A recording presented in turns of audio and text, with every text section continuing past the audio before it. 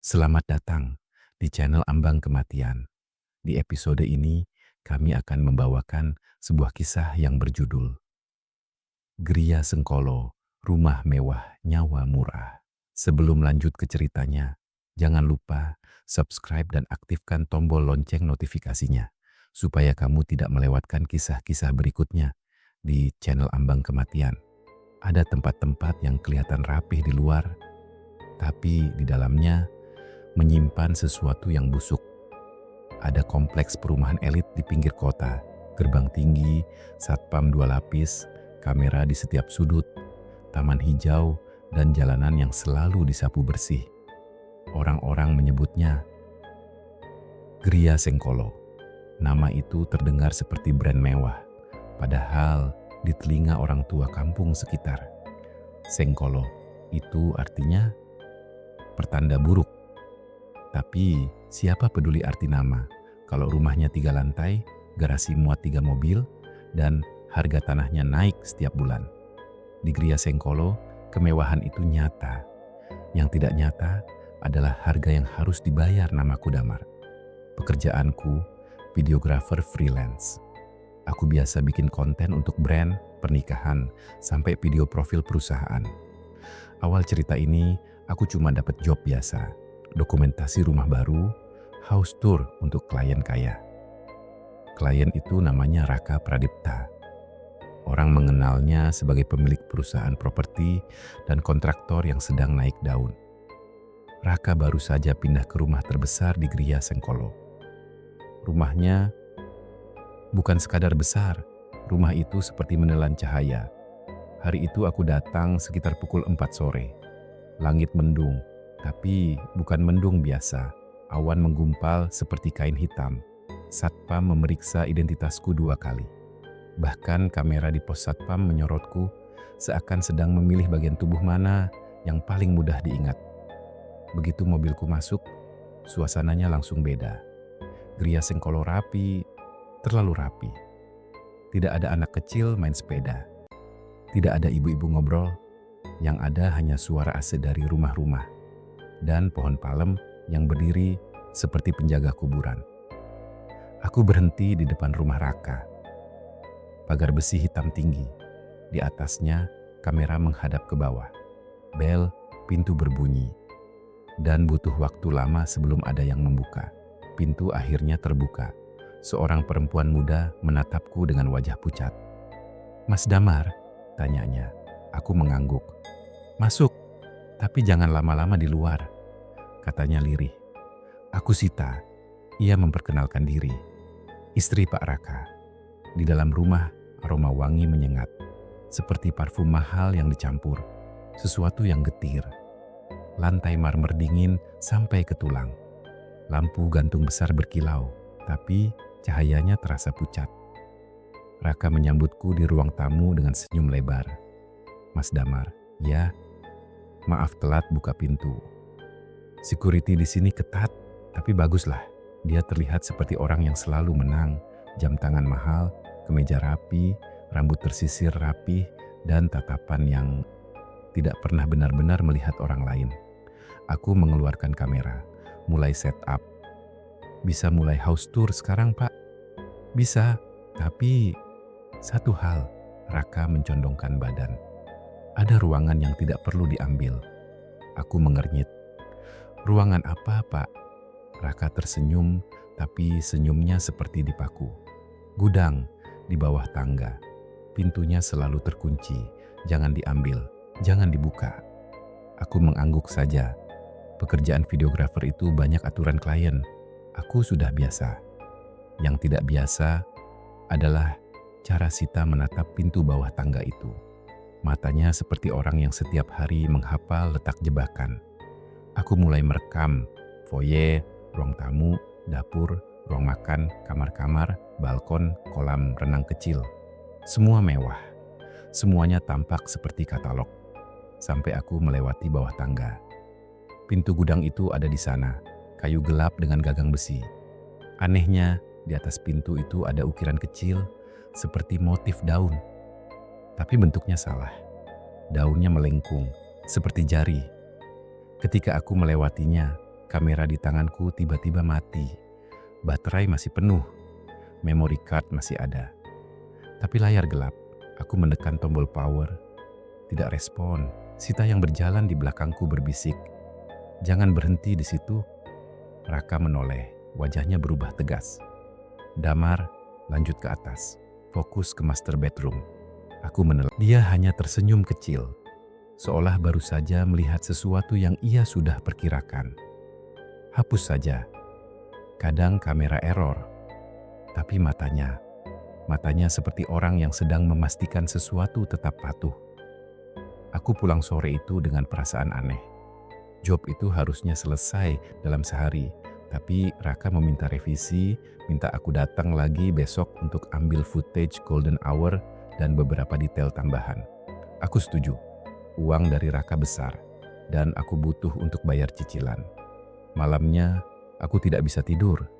Klip 8 detik itu terus terngiang. Aku sudah hapus, atau setidaknya aku pikir begitu. Tapi setiap kali aku cek memory card, klip itu kembali muncul. Seperti file yang menolak mati. Sekitar jam 2 dini hari, ponselku bergetar. Pesan dari nomor tidak dikenal. Isinya cuma satu kalimat. "Kalau kamu mau selamat, jangan injak bayangan rumah itu setelah maghrib." Aku menelan ludah. Aku ingin mengabaikan. Tapi rasa penasaran itu memaksa. Aku membuka internet, cari Gria Sengkolo. Hampir tidak ada berita. Kompleks itu seperti sengaja tidak punya jejak. Aku coba cari nama developer. Nama perusahaan Raka muncul di banyak artikel sukses. Tapi ada satu blog kecil. Blog itu menulis tentang tanah keramat yang dijual mahal. Tulisan blog itu kacau, banyak typo. Tapi ada satu bagian yang membuat kulitku merinding. Di tanah itu, dulu ada lokasi kandang bubrah. Tempat orang menukar nyawa dengan kelancaran. Bukan kandang hewan. Kandang untuk sesuatu yang tidak boleh keluar. Aku ingin tertawa. Ini pasti hoaks. Tapi ingat, pintu bawah tangga. Ingat ukiran jari. Ingat suara parau dalam klip.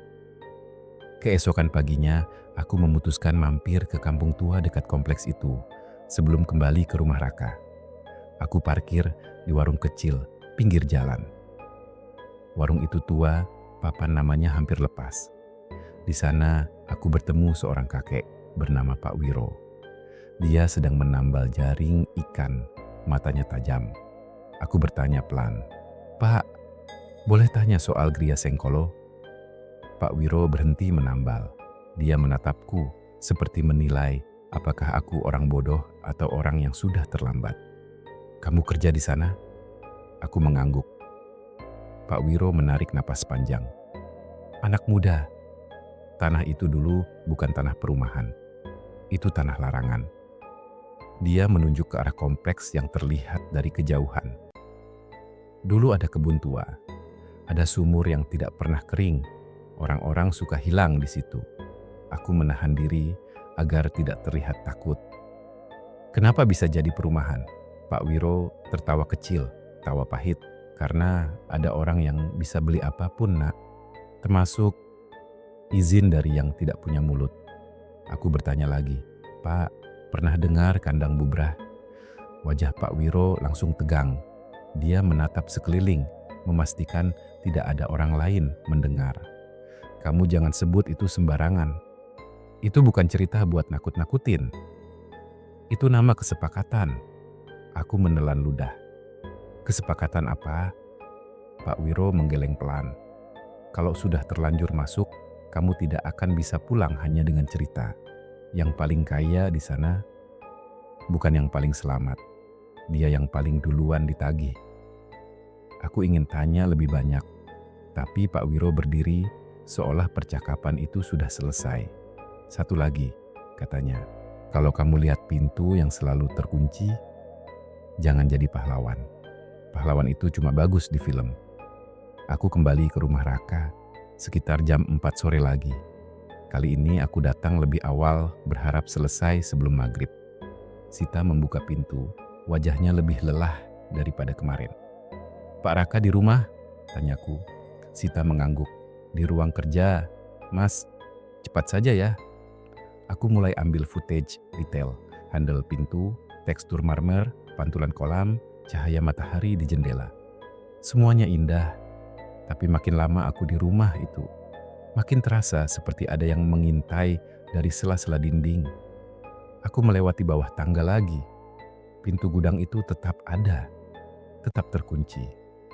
Tapi kali ini terdengar suara dari dalam, bukan suara langkah.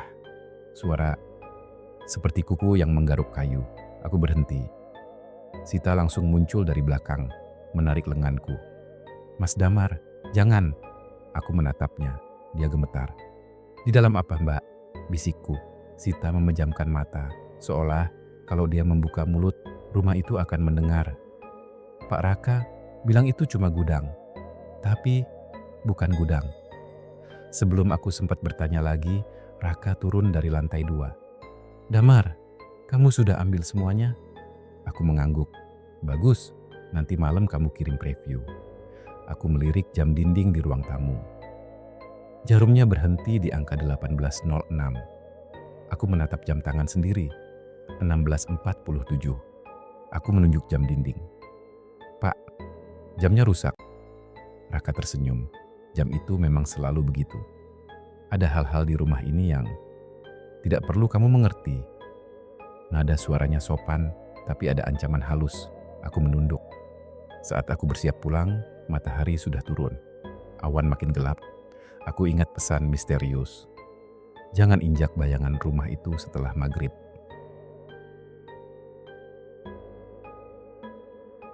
Aku mempercepat langkah menuju mobil. Sebelum pintu pagar terbuka, terdengar suara dari belakang. Suara Raka memanggil. Damar! Aku menoleh. Raka berdiri di teras. Dia tersenyum lebar. Besok kamu datang lagi ya, ada tambahan footage. Pagi. Aku mengangguk, ingin cepat pergi. Tapi di belakang Raka, di balik kaca pintu bawah tangga yang sedikit terbuka, aku melihat sesuatu. Tidak jelas bentuknya, seperti gumpalan rambut basah. Lalu ada mata, bukan 2, banyak. Mata-mata kecil berkedip di kegelapan seperti biji sawi di dalam lumpur. Aku refleks mundur. Kakiku menginjak bayangan rumah. Sekejap, udara jadi sangat dingin. Suara kompleks hilang. Bahkan suara napas sendiri terdengar jauh. Aku mendengar bisikan dari bawah tanah. Murah, murah, murah. Aku lari masuk mobil, menyalakan mesin. Mobilku sempat tidak mau hidup. Baru setelah 3 kali starter, mesin menyala. Aku melaju keluar kompleks tanpa menoleh lagi. Malam itu, aku demam, bukan demam biasa. Kulitku panas, tapi tulangku dingin. Di telinga, ada suara seperti orang mencongkel pintu dengan kuku. Setiap kali aku memejamkan mata, aku melihat mata-mata kecil di kegelapan. Aku bangun jam 03.06. Ponselku bergetar. Pesan lagi dari nomor tidak dikenal. Kalau sudah menginjak bayangannya, kamu sudah dilihat. Jangan datang sendiri. Aku gemetar. Aku pikir, mungkin aku harus lapor polisi. Tapi lapor apa? Pak, saya dikejar bayangan rumah. Aku akan diketawain. Aku ingat Pak Wiro. Pagi harinya, aku kembali ke warung. Pak Wiro terlihat seperti sudah menunggu. Seolah dia tahu aku pasti balik. Kamu injak bayangannya ya, katanya tanpa basa-basi. Aku terkejut. Pak Wiro hanya menunjuk kakiku. Langkahmu berat, ada yang nempel. Aku duduk, suara serak. Pak, apa yang sebenarnya terjadi di perumahan itu? Pak Wiro menghela napas. Gria Sengkolo dibangun di atas tanah yang dulu dipakai orang untuk menutup sesuatu. Bukan menutup pintu, menutup mulut bumi. Dia mengaduk kopi hitamnya pelan. Waktu developer datang, orang kampung sudah melarang. Tapi uang lebih keras dari larangan. Aku bertanya, kandang bubrah itu apa, Pak? Pak Wiro menatapku lama. Aku tidak akan ajari kamu cara melakukannya. Itu bukan ilmu, itu jebakan. Tapi aku bisa kasih kamu gambaran. Dia menurunkan suara. Kandang bubrah itu kesepakatan untuk bikin sesuatu tetap lapar. Selama ia lapar, ia akan bekerja. Ia akan jaga bisnis, jaga uang, jaga nama. Tapi ia tidak makan uang. Ia makan bagian dari hidup. Aku membeku. Bagian hidup? Pak Wiro mengangguk. Waktu kecil, aku dengar cerita. Orang yang melakukan itu pertama-tama dapat keberuntungan. Usaha lancar, proyek lancar, saingan jatuh. Tapi setelah itu ada harga. Harga itu dibayar pelan-pelan, mulai dari yang paling murah. Aku teringat bisikan, murah, murah, murah. Apa maksud murah itu? Pak Wiro menatap jauh. Yang murah itu nyawa orang yang dianggap kecil, pekerja proyek, satpam, pembantu, bahkan tamu yang lewat. Kalau yang melakukan itu semakin serakah, ia akan butuh bayaran yang lebih besar. Dan pada akhirnya, ia akan menuntut orang yang paling kaya itu sendiri. Aku menelan ludah. Raka, gumamku. Pak Wiro mengangguk pelan. Kalau kamu masih mau hidup tenang, tinggalkan job itu. Aku menggeleng. Aku butuh uang. Tapi lebih dari itu, aku merasa sudah terlibat. Ada cara lepas, Pak? Tanyaku. Pak Wiro menghela napas. Ada. Tapi kamu harus tahu, kalau kamu ikut campur, kamu mungkin tidak pulang. Aku diam. Pak Wiro berkata pelan. Kalau kamu tetap mau masuk, jangan sendirian. Dan jangan percaya yang senyum paling manis. Besoknya aku kembali. Aku tidak sendirian.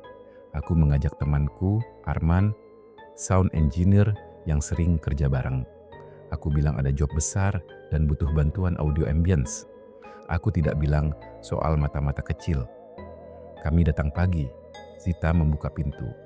Melihat Arman, ia tampak sedikit lega. Mas, syukurlah nggak sendiri. Raka menyambut kami dengan ramah. Wah, tim lengkap ya. Bagus. Aku pengen videonya sinematik. Dia membawa kami ke ruang kerja. Ruang kerja itu penuh pajangan.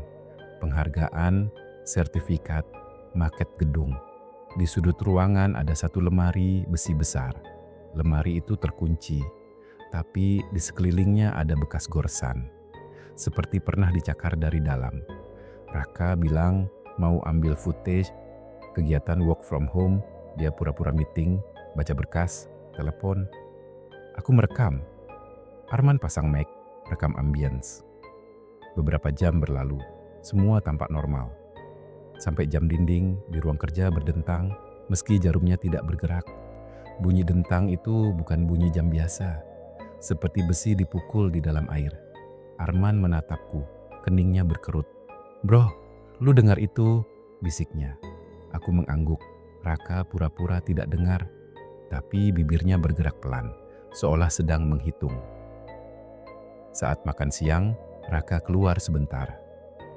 Sita mendekat ke kami.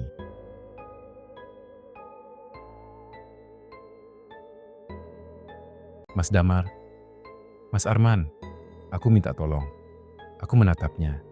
Sita menarik napas, matanya berkaca-kaca. Pak Raka, dia bukan cuma pindah ke rumah besar. Dia memindahkan sesuatu. Arman bingung. Bu, maksudnya apa? Sita menelan ludah. Sejak rumah ini jadi milik kami, tiap minggu ada orang meninggal di kompleks. Katanya kecelakaan, katanya sakit mendadak, tapi semua terjadi dekat rumah ini. Aku merinding. Sita melanjutkan. Pak Raka bilang, itu kebetulan. Dia bilang, itu harga wajar. Harga supaya bisnisnya nggak bangkrut. Arman menatapku. Bangkrut? Perusahaan dia kan sukses. Sita tertawa kecil, tapi itu bukan tawa bahagia. Justru karena sukses, dia takut jatuh. Orang seperti dia nggak bisa hidup kalau nggak di atas. Aku bertanya pelan, pintu bawah tangga. Itu apa? Sita memejamkan mata. Itu kandangnya. Arman menelan ludah. Di dalam ada apa? Sita menggeleng cepat. Aku tidak pernah lihat jelas. Tapi aku dengar suaranya. Seperti orang banyak di dalam satu tubuh. Kadang aku cium bau tanah basah dan darah dari celah pintu. Aku ingin mundur. Tapi Sita memegang tanganku. Mas, kalau kalian pergi, aku nggak tahu siapa lagi yang bisa nolong. Dia makin dalam. Dia makin sering ke ruangan itu malam-malam. Arman berbisik, "Bu, kenapa nggak kabur?"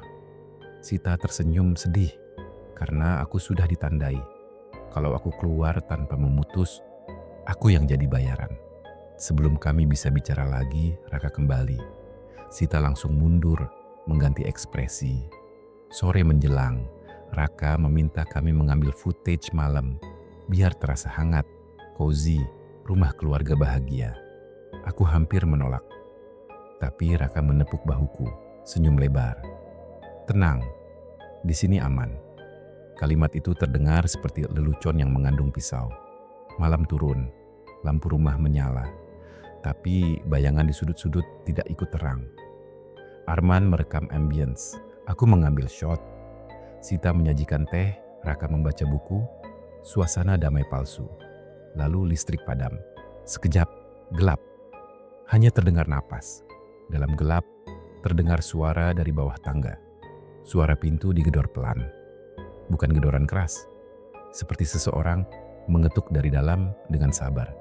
Tok, tok, tok, tok, tok, tok. Raka berdiri. Dia tidak panik. Dia justru tersenyum. "Sudah lapar ya?"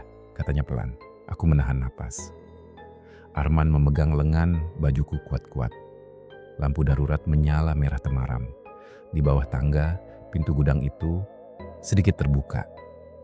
Dari celahnya keluar bau tanah basah. Dan sesuatu yang lebih tajam, bau besi karat yang kita semua tahu artinya. Sita mundur, wajahnya pucat.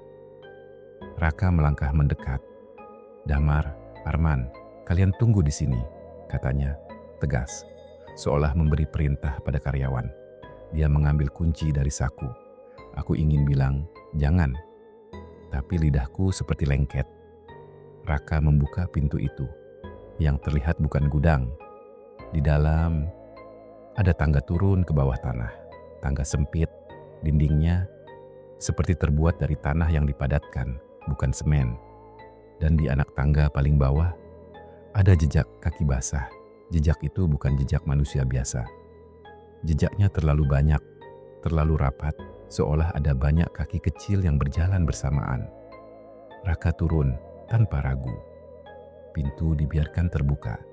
Lampu merah temaram membuat semua terlihat seperti mimpi buruk. Aku menatap Arman. Arman menggeleng pelan. "Tutup aja bro, kita cabut," bisiknya. Tapi Sita memegang tangan kami. Kalau dia turun sendirian, dia akan bawa pulang, lebih lapar. "Kalau kalian harus lihat, supaya kalian tahu cara memutus." Aku ingin percaya Sita. Aku juga takut. Tapi ada sesuatu dalam diriku yang ingin mengakhiri rasa penasaran ini, sekaligus ingin menyelamatkan diri. Kami mengikuti pelan. Tangga turun itu lembab, udara makin dingin. Terdengar suara berdesis, seperti banyak lidah menjilat batu. Di bawah ada ruangan. Ruangan itu luas, jauh lebih luas daripada ukuran rumah di atas. Seperti ruang yang tidak masuk akal. Seolah tanah di bawah perumahan itu berlubang besar, menunggu diisi. Di tengah ruangan ada sesuatu seperti kandang, bukan kandang besi. Lebih seperti rangka kayu tua dengan ikatan-ikatan kain dan tali yang sudah menghitam. Dan di dalamnya ada bayangan. Bayangan yang bergerak tanpa bentuk pasti. Kadang menyerupai tubuh manusia, kadang seperti sekumpulan hewan kecil, kadang seperti asap berisi mata. Raka berdiri di depan kandang itu, memegang sebuah kotak kecil. Kotak itu seperti peti perhiasan, tapi di dalamnya ada sesuatu yang berdenyut seperti jantung. Aku menahan mual. Arman gemetar. Sita memejamkan mata, berbisik doa pelan. Raka berbicara pada kandang itu, suaranya lembut, seperti bicara pada hewan peliharaan. "Tenang, aku bawa makan." Bayangan di dalam kandang bergeser, mendekat, udara terasa berat. Aku mendengar bisikan di telinga, bukan dari Sita. "Murah, murah, murah." Dan saat itu, aku sadar, apapun yang ada di situ bukan benda. Arman muntah. Suara muntahnya menggema seperti di sumur. Bayangan dalam kandang menoleh. Aku merasa ia melihat kami. Mata-mata kecil muncul di permukaannya. Berkedip. Sita menarik kami mundur. Jangan tatap, bisiknya cepat. Kalau ditatap, kamu dianggap setuju. Raka, tanpa menoleh berkata, tegas. Diam, kalian cuma tamu. Lalu kandang itu mengeluarkan suara. Seperti tertawa yang tercekik. Raka menutup kotak itu lagi. Bayangan dalam kandang tampak puas sesaat. Udara sedikit lebih ringan. Raka berbalik menatap kami. Senyumnya kembali, rapi seperti biasa. Kalian lihat kan, ini cuma sistem keamanan. Arman menatap Raka dengan mata merah. Pak, ini gila. Raka mengangkat alis. Gila, kamu tahu berapa banyak keluarga yang hidup dari proyekku? Kalau bisnisku bangkrut, banyak yang susah. Nah, ini caraku memastikan semuanya aman. Aku ingin berteriak bahwa aman versi Raka adalah neraka. Tapi suara tidak keluar. Kandang itu seakan menelan keberanianku. Sita berkata dengan berani yang terdengar dipaksa. Tegas, pelan. Pak, cukup, ini sudah kebanyakan. Raka menatapnya, senyum hilang. Kamu mulai bicara lagi. Sita gemetar, tapi tidak mundur. Aku lihat orang-orang mati. Aku dengar suara mereka di kamar. Raka mendekat, pelan. Kamu lupa, kamu hidup nyaman karena apa? Sita menangis. Aku nggak minta ini. Kandang itu mendadak bergetar. Dari dalam terdengar bisikan ramai, seperti banyak orang bicara sekaligus. Murah, murah, murah. Raka menoleh ke kandang, wajahnya tegang. Diam, katanya. Tapi suaranya terdengar takut. Aku baru sadar, Raka pun bukan penguasa di sini. Dia hanya pelanggan yang sedang ditagih. Sita menarik tanganku. Mas Damar, Mas Arman, lari. Sekarang, kami mundur. Raka ingin mengejar, tapi kandang itu mengeluarkan sesuatu seperti cambuk bayangan yang menahan langkahnya. Raka mengerang. Bayangan itu menempel di dadanya, seperti lintah gelap. Kami naik tangga secepat mungkin. Di atas, rumah terasa lebih sempit. Lampu berkedip, dinding seperti bernafas. Arman hampir jatuh, tapi aku tarik. Kami sampai ruang tamu. Di sana, jam dinding yang berhenti di 18.06. Tiba-tiba bergerak mundur. Jarum mundur. Mundur, sampai berhenti di 03.06. Ponselku berdering. Nomor tidak dikenal. Aku angkat dengan tangan gemetar. Di seberang, suara Pak Wiro. Kalian sudah turun ya? Kalau sudah lihat kandangnya, kalian punya dua pilihan. 1, mati pelan. 2, putuskan. Tapi ada korban. Aku menelan ludah. Apa maksudnya, Pak? Pak Wiro menarik napas. Kesepakatan itu punya tali. Tali itu terikat ke rumah. Kalau rumahnya runtuh, tali putus. Tapi rumah itu bukan cuma bangunan. Rumah itu sudah jadi tubuhnya. Aku memandang sekeliling. Rumah Raka, rumah terbesar, pilar tebal, marmer kaca. Bagaimana mungkin runtuh? Pak Wiro berkata, kamu punya rekaman kan? Aku terkejut. Klip 8 detik itu bukan error, itu tanda. Di dalam klip ada suaranya. Kalau kamu putar di depan pintu kandang, dia akan membuka mulut. Dan kalau mulutnya terbuka, kalian bisa menutupnya dengan sekali pukul. Aku ingin bertanya pukul dengan apa, tapi Pak Wiro langsung menambahkan, tegas. Jangan cari cara ritual. Ini bukan soal mantra, ini soal keputusan. Kalau kamu mau memutus, kamu harus merelakan sesuatu yang kamu cintai, atau sesuatu yang kamu miliki. Telepon putus. Arman menatapku. Bro, kita keluar aja. Aku mengangguk, ingin keluar. Tapi pintu depan tidak mau terbuka. Handle pintu terasa panas. Seperti besi yang baru keluar dari api. Kami mendengar suara dari bawah tangga. Sita menjerit. Raka naik tangga dengan langkah berat. Matanya merah. Di belakangnya, bayangan hitam merayap seperti jubah. Raka menatap kami. Napasnya memburu. Kalian, jangan pergi. Kalian sudah lihat, kalian jadi saksi. Kalau kalian pergi, kalian akan cerit. Raka menjerit, matikan, tapi terlambat. Dari bawah tangga, pintu kandang terbuka sendiri. Udara hitam naik ke atas seperti asap. Dan di asap itu muncul wajah-wajah. Wajah satpam, wajah pekerja proyek, wajah perempuan tua, wajah anak kecil. Mata mereka kosong. Mulut mereka bergerak, tapi tidak ada suara manusia. Murah, murah, murah. Sita menjerit, air mata mengalir. Arman menarikku, bro. Ini yang Pak Wiro bilang. Aku tidak punya jawaban. Aku hanya tahu, mulut bumi sedang terbuka. Klip itu terus berputar. Rumah makin berguncang. Dari pintu bawah tangga, asap hitam menjulur ke ruang tamu, menyentuh lantai marmer seperti akar. Raka berlari ke arahku, mau merebut kamera. Aku mundur. Arman menahan Raka, mendorongnya. Raka menatap Arman dengan kebencian. Lepas! Bayangan di belakangnya menyambar Arman. Arman teriak. Sesuatu seperti kuku-kuku kecil merambat di tubuhnya. Aku panik. Aku lihat di meja dekat tangga ada patung pajangan. Patung batu kecil, berat. Aku ambil. Tangan gemetar, tapi aku pegang erat.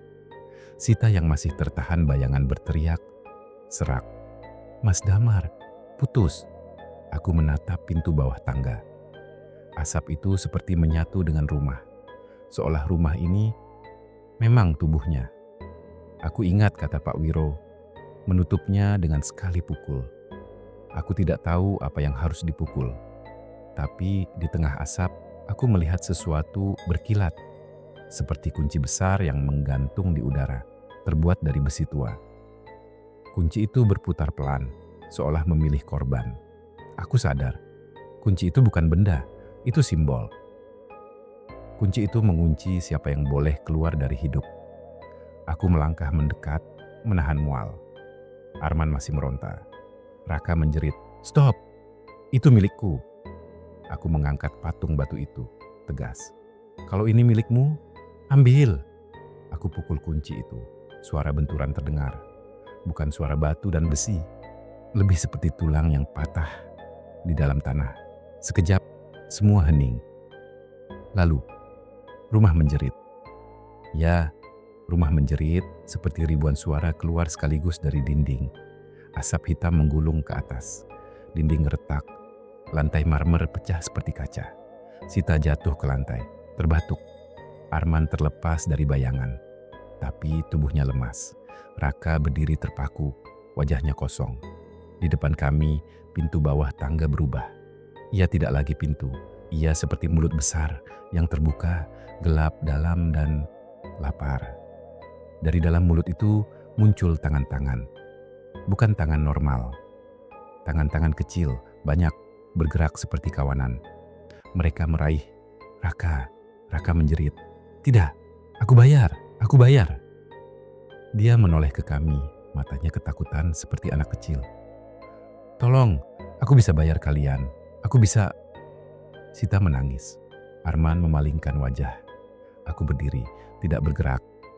Karena aku tahu, ini bukan soal uang. Tangan-tangan itu menarik Raka ke dalam mulut. Tubuhnya terseret, kuku-kuku menancap. Ia berusaha bertahan di lantai marmer yang pecah. Tapi rumah itu menariknya seperti pasir hisap. Raka hilang. Setelah Raka lenyap, mulut itu mengeluarkan satu suara pelan, seolah puas. Tidak murah, tapi lunas. Lalu mulut itu menutup. Pintu bawah tangga kembali menjadi pintu kayu biasa. Tapi kini kayunya retak, gagangnya patah. Namun, rumah belum selesai. Retak di dinding makin besar. Atap berderit. Sita menatapku, wajahnya basah air mata. "Mas, rumahnya runtuh." Aku ingat kata Pak Wiro. Kalau rumah runtuh, tali putus. Tapi, siapa yang tertinggal di dalam? Arman tersadar, batuk-batuk. "Kita keluar." Kami berlari ke pintu depan. Kali ini pintu bisa terbuka. Kami keluar ke halaman. Udara malam menusuk. Langit seperti menekan kompleks itu. Di jalan depan rumah, satpam pos berlari mendekat. Bingung, ada beberapa warga yang keluar rumah panik. Mereka melihat rumah Raka berguncang seperti mau roboh. Sita berhenti di teras. Aku menariknya. "Mbak, ikut." Sita menggeleng pelan. "Aku harus pastikan." Aku tidak mengerti. Sita menatapku, senyum sedih. Kalau aku pergi, dia cari pengganti. Dan pengganti itu bisa... "Kalian!" Arman berteriak. "Bu, ayo!" Sita menggeleng. Dia melangkah masuk kembali ke rumah. Aku ingin mengejar, tapi tanah bergetar. Pilar depan runtuh. Debu mengepul.